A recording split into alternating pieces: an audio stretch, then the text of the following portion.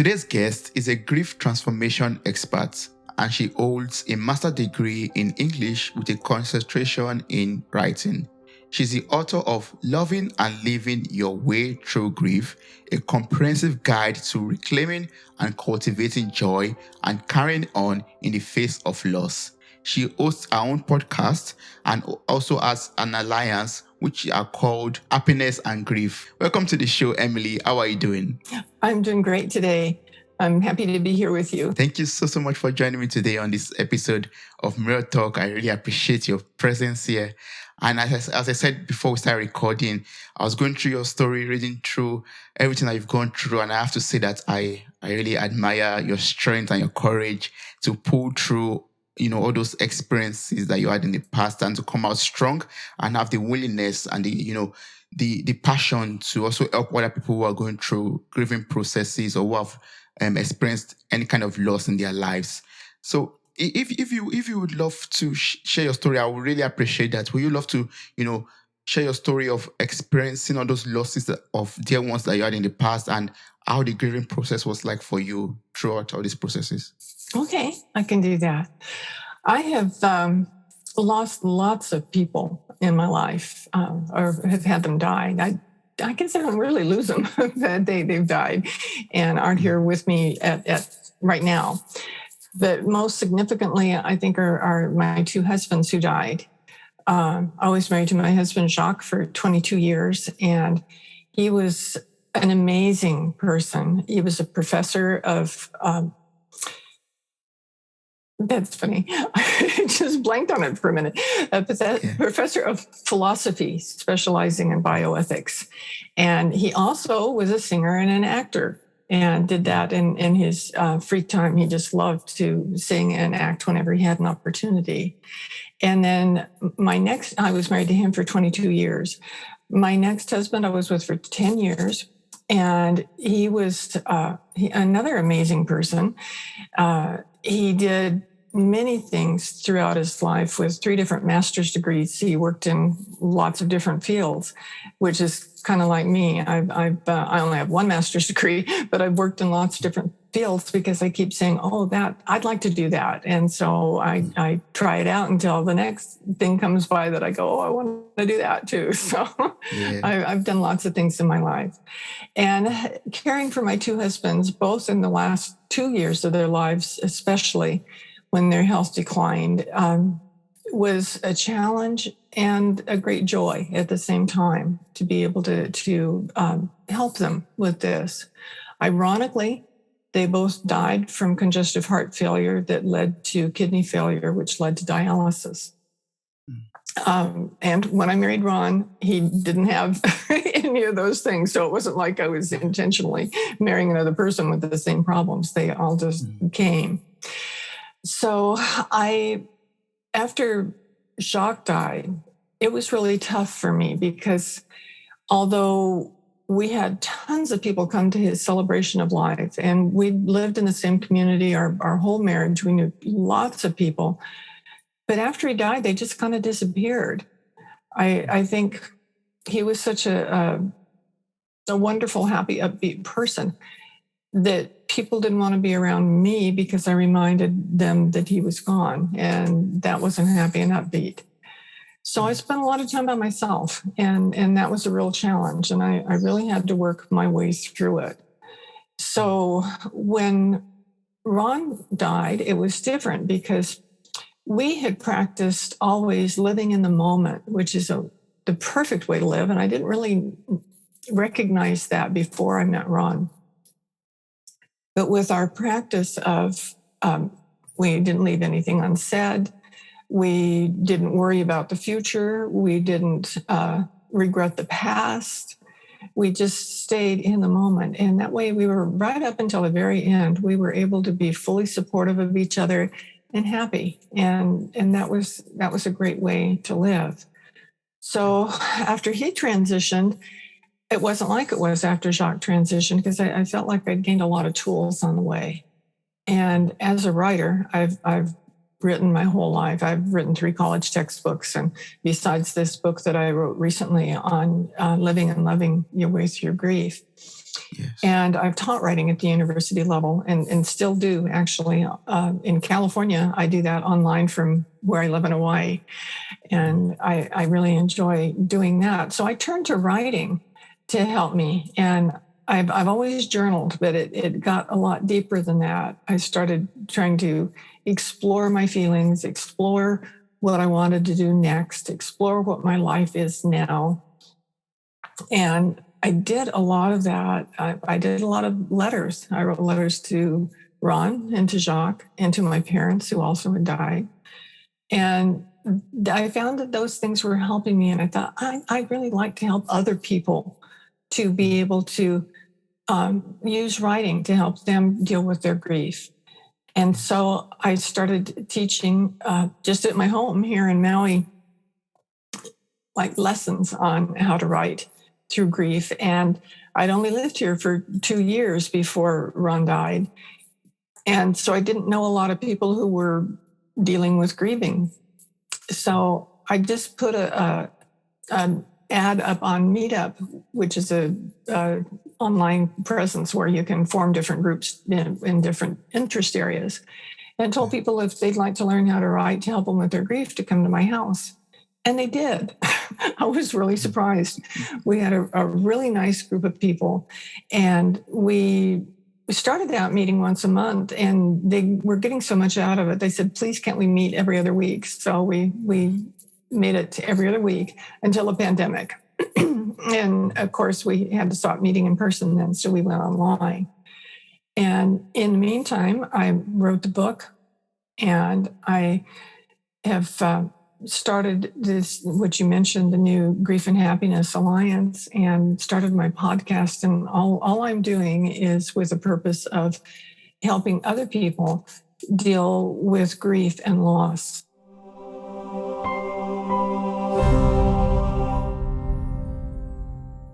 Oh, that's so beautiful. I mean, it's so wonderful that, you took all of these experiences and you turned it into something that you could use to help other people through their own difficult situation also. Like, but how was it like for you, dealing with loneliness, like you said? How was it like dealing with loneliness during the loss of your first husband? And how are you able to, bounce back even before meeting your second husband? It's kind of interesting. It was about a year after Jacques died, and it was New Year's Eve, and I thought, okay, I'm not doing so great with myself with the way I've been handling it so far. Sorry. So I need to do something different. So, and I didn't want to make New Year's resolutions because, like I think most people, I had a habit of not carrying them out once I wrote them down. So I wanted to figure out something in particular that I could focus on that would help get me out of this rut of I'd go to the university and teach, and I'd come home and sit. And that's what I did. I didn't go places. I wasn't being with people. I just wasn't getting out at all. And I meditated on it. And what came to me to do was to accept invitations. And I thought, I don't know why that's what came to me, because I'm not getting any invitations. So I don't know what I'm supposed to be accepting, but it was such a strong feeling. I decided that was going to be my goal for the year, was to accept invitations. And as soon as I committed to that, the invitations started coming. Wow. And I had opportunities I never would have dreamed of before having. And they were quite amazing. And I met lots of different new people, made new friends, had incredible experiences that I was very grateful for, that I never would have thought to go out after those particular experiences, but I really enjoyed them and enjoyed meeting the people in the process. So, like, the first thing that came to me was the newspaper in the community I lived in California served the whole county, and the county was huge, very, very big county. And they asked me to be on their editorial board for a year. I don't know anything about being on an editorial board, but it's something I haven't done before. And I do read the newspaper, and I thought it would be interesting. So I said yes. And it was amazing. The people I met, the contributions we were able to make to the community by filtering through the kinds of stories that the newspaper would present. And it was really wonderful. And then I was asked to be on the bioethics committee for the regional medical center, because my husband had been on it as an expert before, and they had a position open for a layperson because they wanted just regular people who weren't experts to also have a perspective on the committee. And they invited me because they liked him so much and they thought my perspective would be valuable. So that was really fascinating, where we would meet and help people who didn't have anybody else to help them make decisions about life and death issues. And that was really deep. Yeah. I also was going to a trainer at the time to help try to get myself back in shape. And he happened to be an ultra marathon bike racer. And he invited me to come along on one of the races to, I was supposed to be writing a story about him, and the driver that drives the follow vehicle didn't show up, and they couldn't go on the race without somebody driving the vehicle. So I drove the vehicle. Wow. For over 24 hours straight. I didn't have any relief. So that was quite an experience. I immediately fell asleep when the race ended and shook for a couple of days trying to get steady again. But he won. It was a team of two people that were in the category that he was racing in. He won the whole race, and he had done that often before. And that was so good. He invited me to be the nurse on his team for the race across America that went all the way from the west coast of America to the east coast of America. And that took a few days, and it was around the clock. And I did that. And unfortunately, every year he had gone on that race for many years and in different categories. And every time he would set a record. So he was a real amazing person. This year, halfway through, we were up in the mountains and he got pneumonia. And so we ended up having to get an ambulance, and it was so rural that we had to drive down to meet the ambulance coming up toward us. And then he was hospitalized. So he obviously dropped out of the race, and I stayed with him there in the hospital till he was able to be released and go home. So that was an incredible experience. I never could have dreamed of having an experience like that. I was asked to create a film festival. I was asked to go with two friends of mine to South Africa. All these things, I just kept saying yes when people would ask me something. And all those things were so different and so amazing. And I was so glad that I had focused on one thing, not a whole list of resolutions to try to keep track of, but just one thing, and to have it be so life-changing. It opened up my world to new people, new relationships, lots of new smiles, lots of happiness, and the ability to kind of breathe again and not just sit by myself.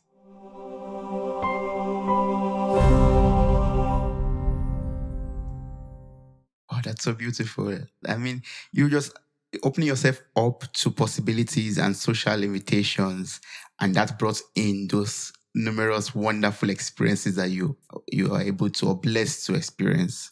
That's so beautiful. Thank you. And I'm so happy that this is like, a chapter in your book, actually, like accepting social invitations. Loneliness is also a chapter in your book. So I would just love us to dive into your great book, which is now available on Amazon. The link will be placed in the show note of this episode. So the book is titled, once again, Loving and Living Your Way Through Grief. So can you tell me about the book, and who is this book for?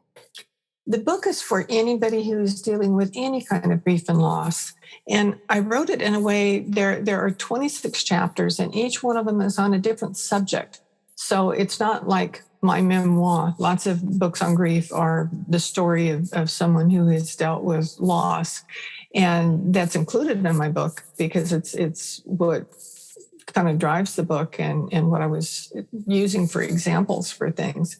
But that's not the whole story. I interviewed a lot of other people too who had dealt with loss of a loved one and got their perspectives and their different experiences that they had, and tried to figure out the things that are most significant that needed to be covered, and things like forgiveness, gratitude, integrity. All those that each one of those is a chapter. So if you realize that you really should forgive someone and you just haven't been able to do it, read the chapter on forgiveness. So you don't have to start at the beginning and go to the end. But the reason I wrote the book to start off with is my husband had a very dear friend that was much younger than he was. We were family friends. They lived a couple blocks away from us on the mainland. And he called my husband Dad because he was that much younger than him, and they had a really close relationship. And several months after my husband died, he just dropped dead. Ooh. And he, no warning. Nobody had any idea that, this was coming. So I knew his wife wasn't prepared in any way for a situation like that. And I was really concerned for her.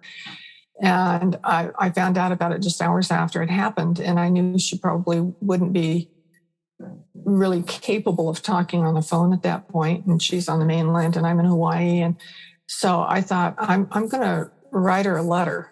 And I'll email it, but I also figured she wouldn't be being on her computer. So I emailed it to a mutual friend of ours that lived close to her so she could print it off and take it to her right then. And she did. And she later let me know how much that letter helped her, because what I included in the letter was things that she did need to be concerned about right now and deal with right now, and then things she didn't need to worry about right now. And she said nobody else talked to her about things like that. Because everybody else was dealing with the immediate death of her husband, and they weren't thinking so much about what would help her under the circumstances. Yes. So when she told me how much it helped her, I thought I need to do more than just write her that one letter. So I decided I would write her a card every week for the first year after her husband died. And before I started writing the cards, I thought before I commit to this, I better figure out if I've got 52 different things to say. It's going to be of help to her for a whole year. So I sat down and wrote them, and I did. And a little over a day, I wrote 52 different things that would be of help or comfort to her at different stages in that first year. And when I just printed them on my computer at home, and when I was printing them, I was thinking, you know what? That's an outline for a book. The writer that I am, I would notice that. Yes. So I got an agent, and she found a publisher for me. I wrote the book, and it came out last January. Wow, that's so beautiful. And all of these 52 things are in the book also, in your new book. But that's great. Can you share some of them with me? Like, what are these 52 things that you wrote to her that are also in the book? Well, one of the things I just mentioned was gratitude, because gratitude was another thing that really turned me around after Jacques died. Because I was not very happy with anything at the moment as I was in that position. And a friend of mine had told me about that I should write a list of things I was grateful for. And I thought, yeah, right, my husband died. What do I have to be grateful for? Yeah. But then I had another friend say the same thing. And when I start getting a message from two different people on the same topic, I figure I'm supposed to be listening to this. So I thought, well, I'll try. Let me see if I can figure out something I can write down. Well, once I started writing down things I was grateful for, they started coming to me. And I was just amazed at how many things I had in my life that really were pretty wonderful and that I was sincerely grateful for. And the more I wrote, the better I felt. And I found myself for the first time after Jacques died being comfortable smiling again, which is a big deal because smiling is really important. And I didn't even realize that I'd lost my smile until I started smiling again. And it was so bad that my face would kind of hurt because the muscles were out of practice in holding my face in that position. But that just made me realize all the more the need for smiling and focusing on happiness. Mm-hmm. Yes. Wow. That's so beautiful. That means I love that. I've been learning a lot about gratitude also. Like even being grateful in the face of difficulties, in very tough situations, one should always still find a way to be grateful. And that's been challenging, but it's something that is doable and something that really, really helps. Gratitude really helps to even work out one's situations and problems in life. That's right. It's amazing. And it's just something you just have to pay attention to. It doesn't just happen. The things that you can be grateful for may just happen, but you need to pay attention to the fact that they're there for you, that they're making your life what it is and as good and as wonderful as it can be. Yes. Ah, great. So someone out there who is thinking, Emily, how can I, love and live my way through grief? Like I'm in this very tough situation right now, and you are telling me to love and live my way through that. How can I do that? Can you explain this to us? Well, one of the first things I tell people when they first start dealing with grief is the importance of self-care. Because so often when you're dealing with loss, that's the last thing on your mind. I've known people who have not been able to get out of bed, who don't eat right. They either eat everything inside or they don't eat hardly at all. And so they gain weight or they lose weight drastically. And that's not good. They don't reach out. They don't call people. They don't talk to people. They isolate themselves.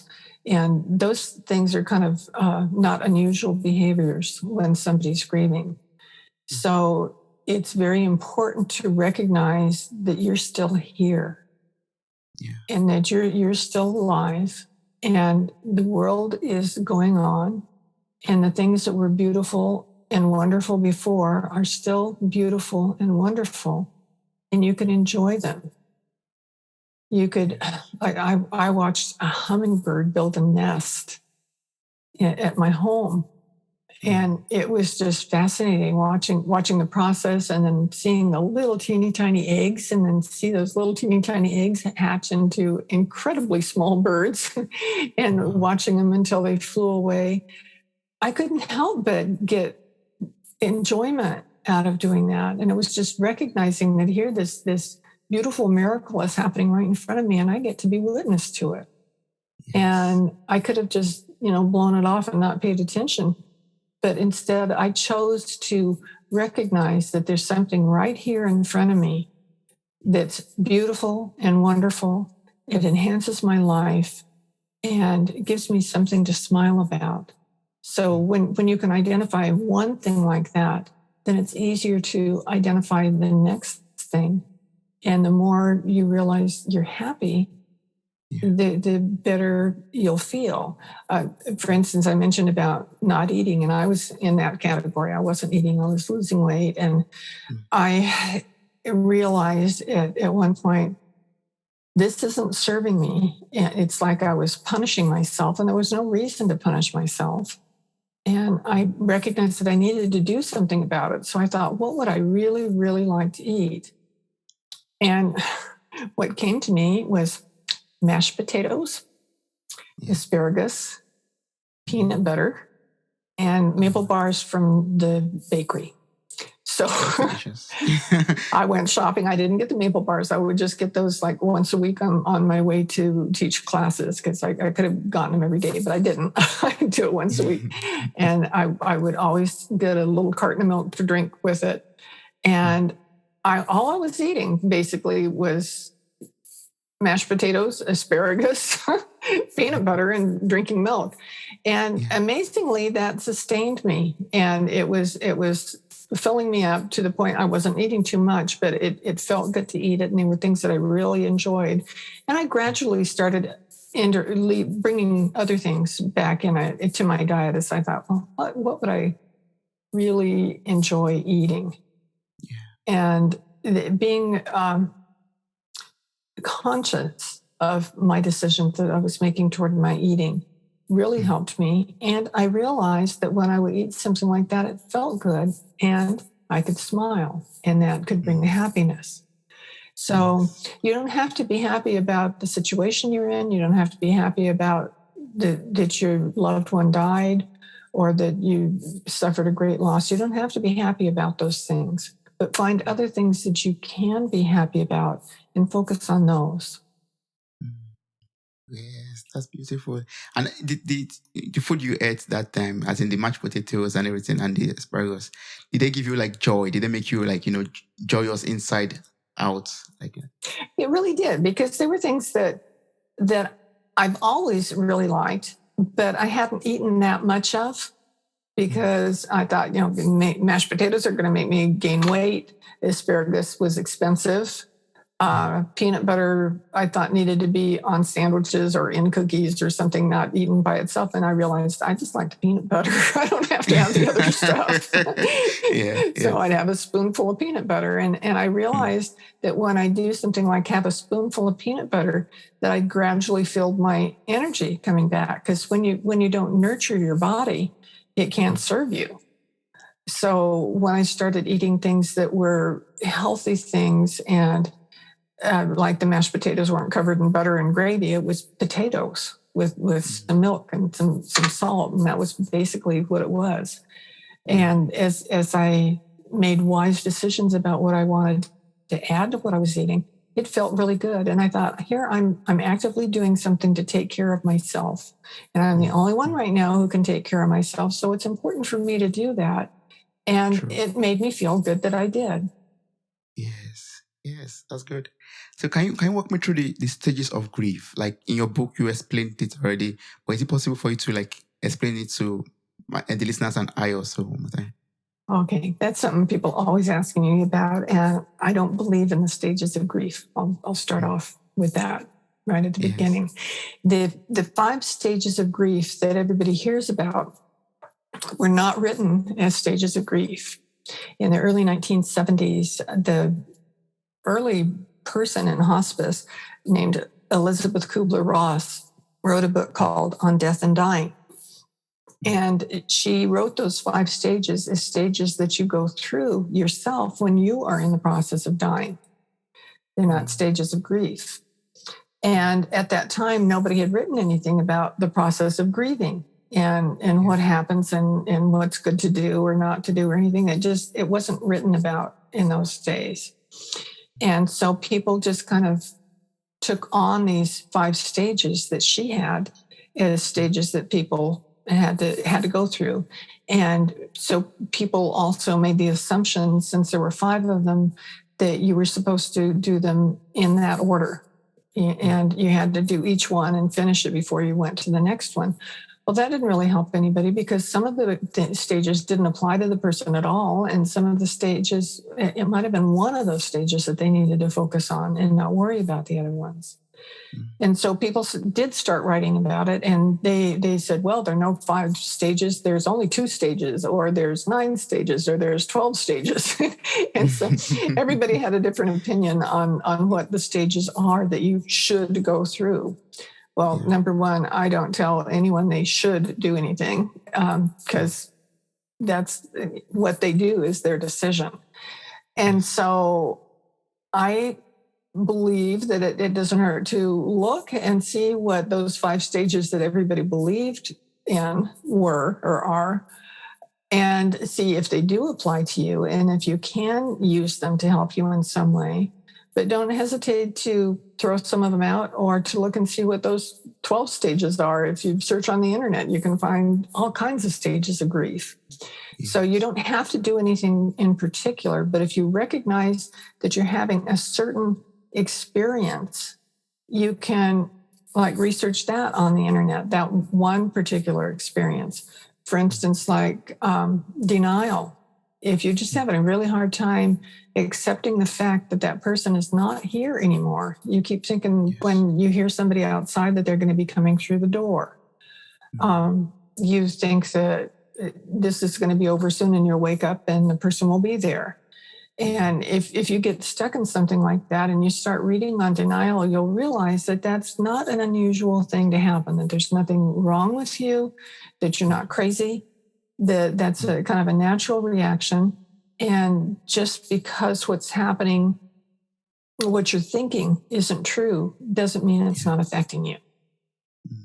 So the stages, it's important to discover individual things that you have and deal with them on an as needed basis. Yes. I mean, it's tailored to the individual. Basically, there's not like a strict 5 stages, like you said, 9 stages or 100 stages to going through grief. Yeah. Yes. Well, I'd love you to tell me about, you said it already, like having this denial or, sometimes we could also feel some guilt, for example, while grieving. Like we're having this feeling of guilt. Oh, I wish I had done this when this person was around. I wish I had spent more time with this person or talked like this to this person. How do you deal with all of these feelings, all of these feelings of guilt, of denial that comes in the grieving process?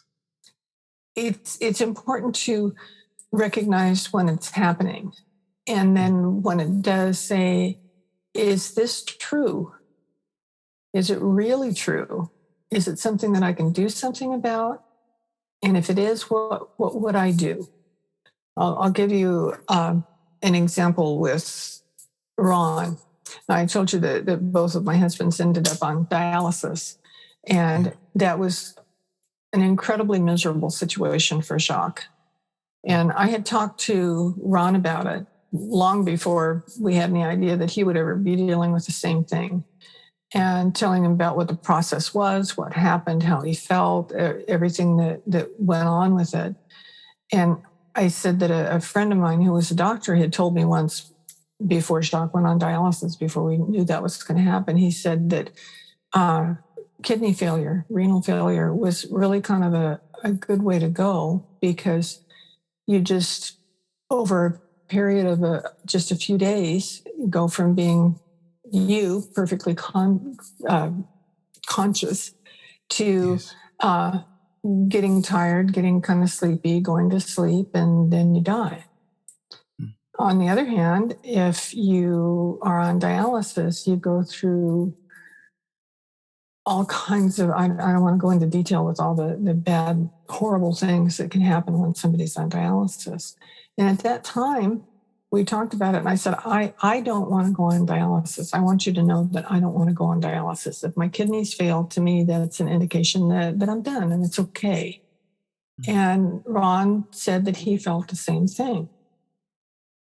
So, and we had been following Ron's kidney function because of his congestive heart failure. And we went to the doctor one week, and the doctor says, you're just doing so well with this. You don't have to come back to see me for another couple months, because I'm really not concerned about your kidneys. They're a little bit down, but not bad. And at the end of that week, on a weekend, actually, I think it was a Friday, I got a call from the doctor's nurse. And she was also the doctor's daughter, so she knew him well and could easily get a hold of him.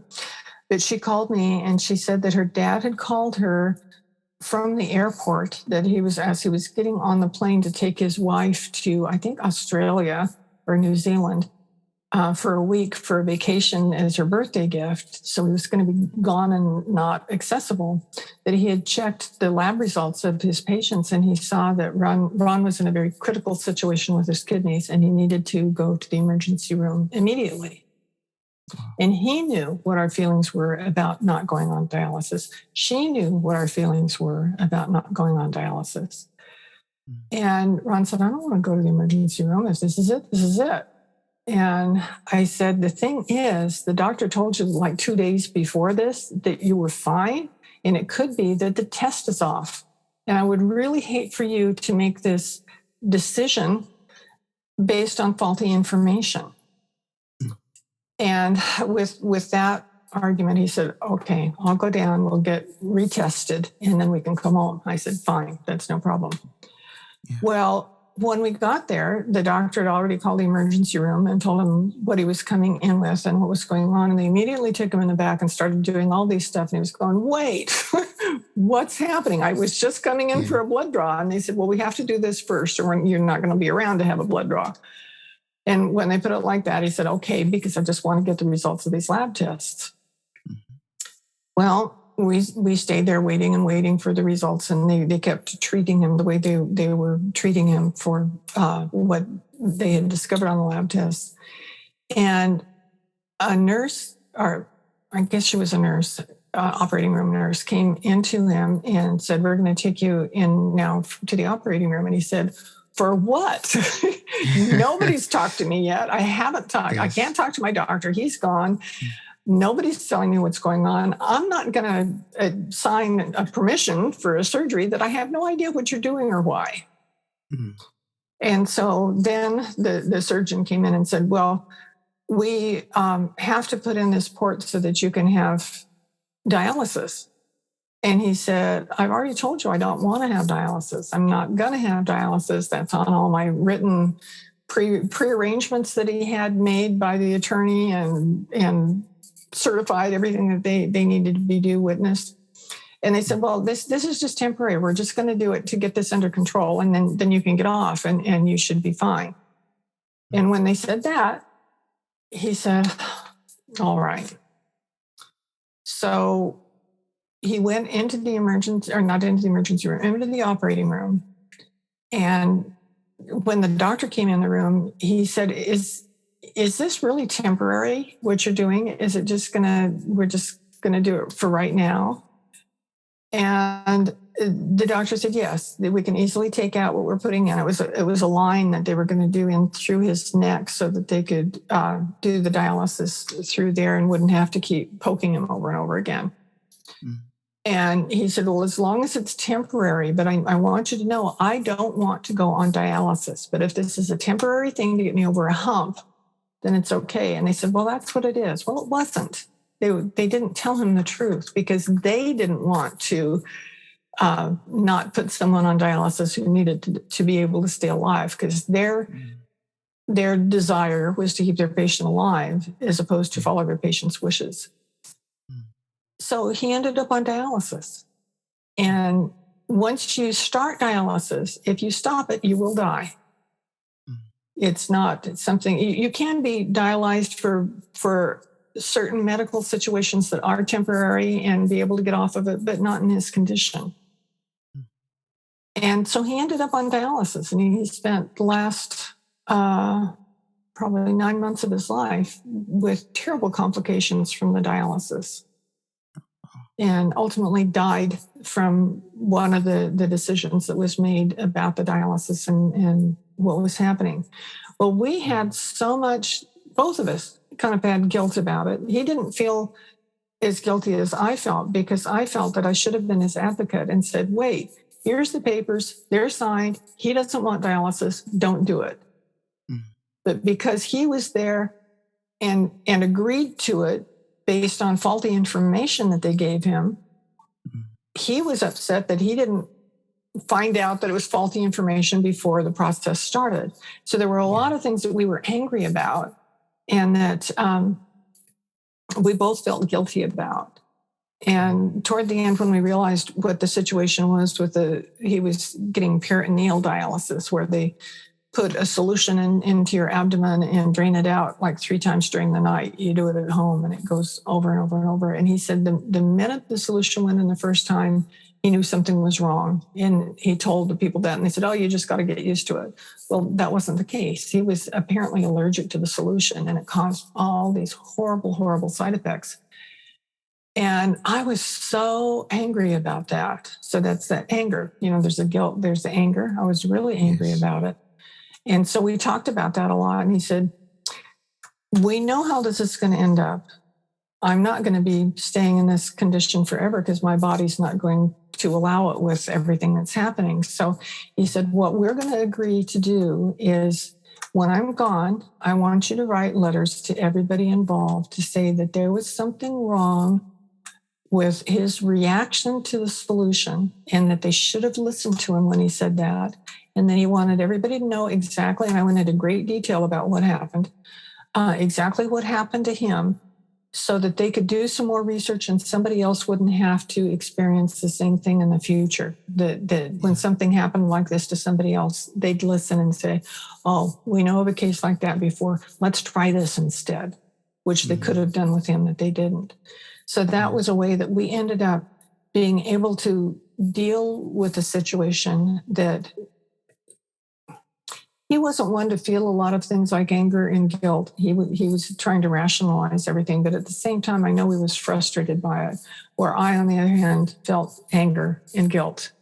And I had to deal with that. And I dealt with it by writing all those letters. I did depositions.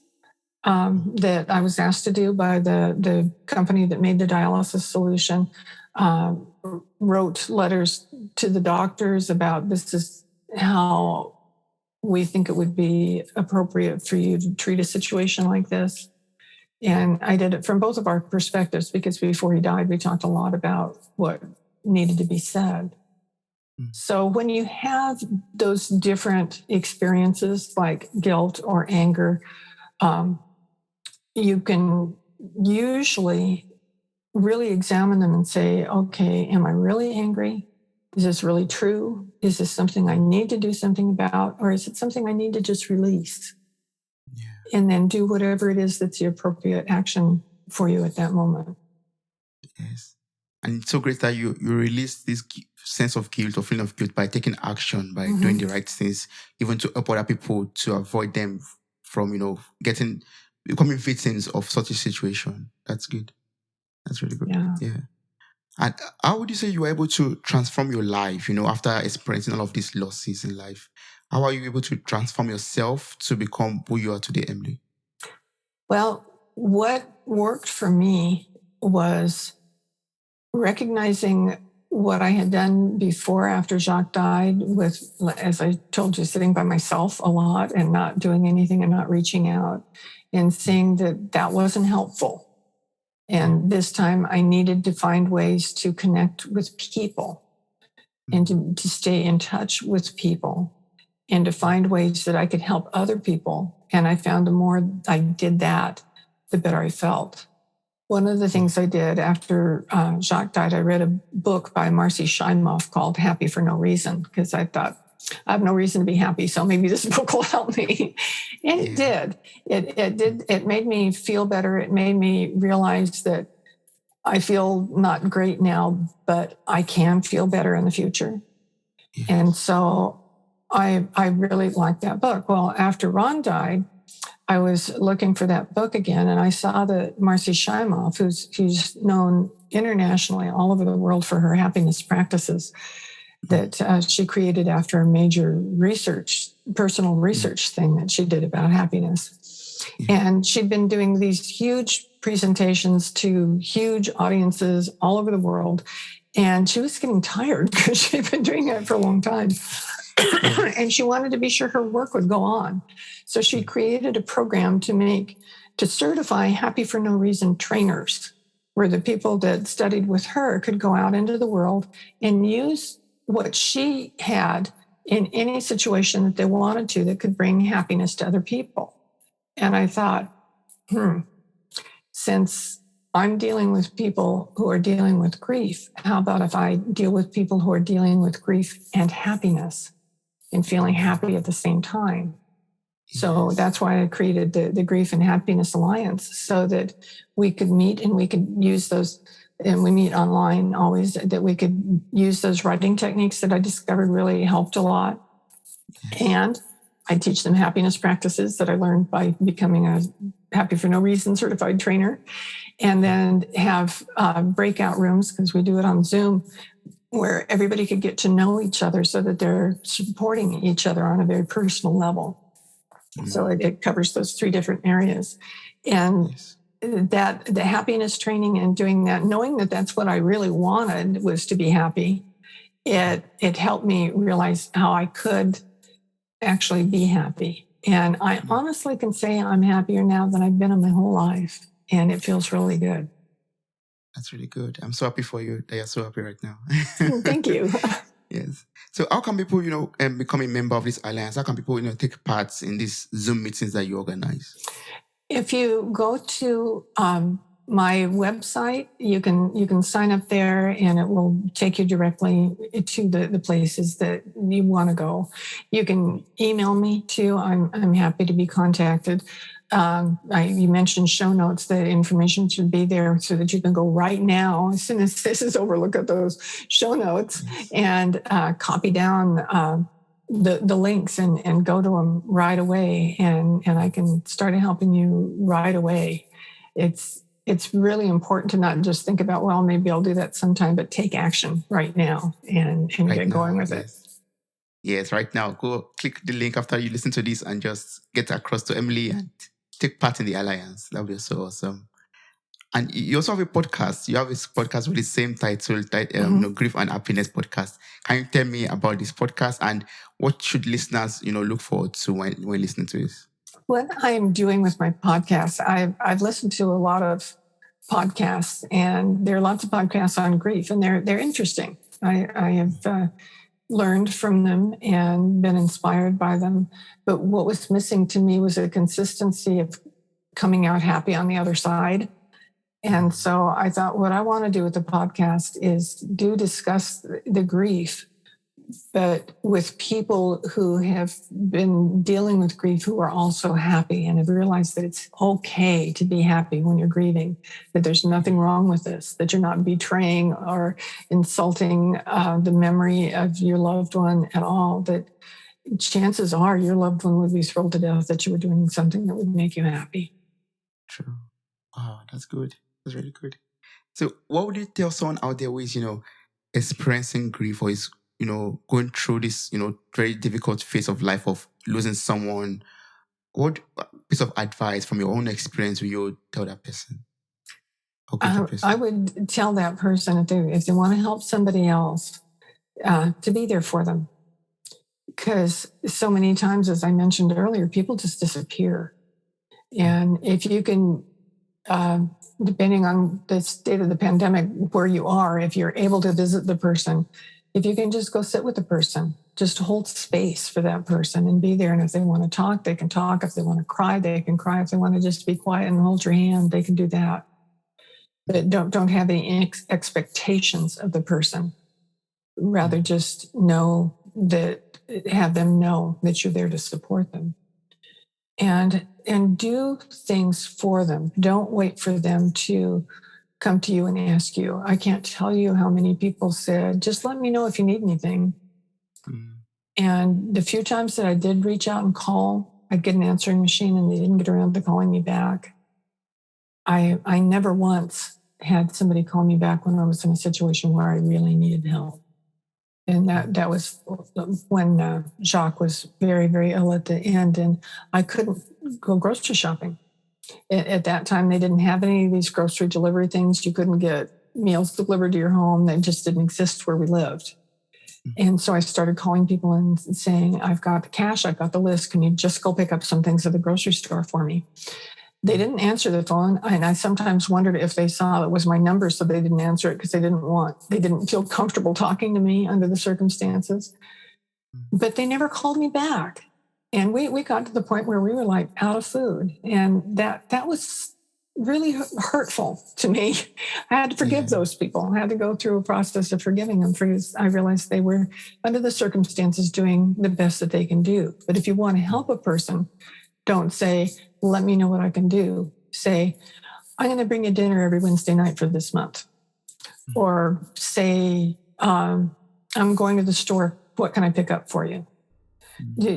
Things like that, where it's proactive instead of putting a burden on a person who's already dealing with a lot of stuff to figure out something that you can do to make you feel better. And that's not what that person needs to be dealing with at that time.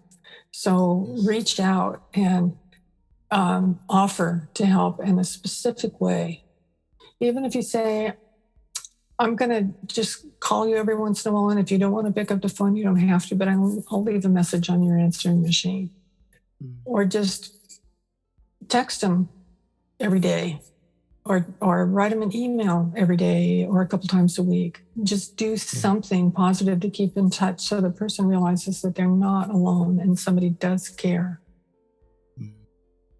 Oh, that's so beautiful, Emily. Thank you so much.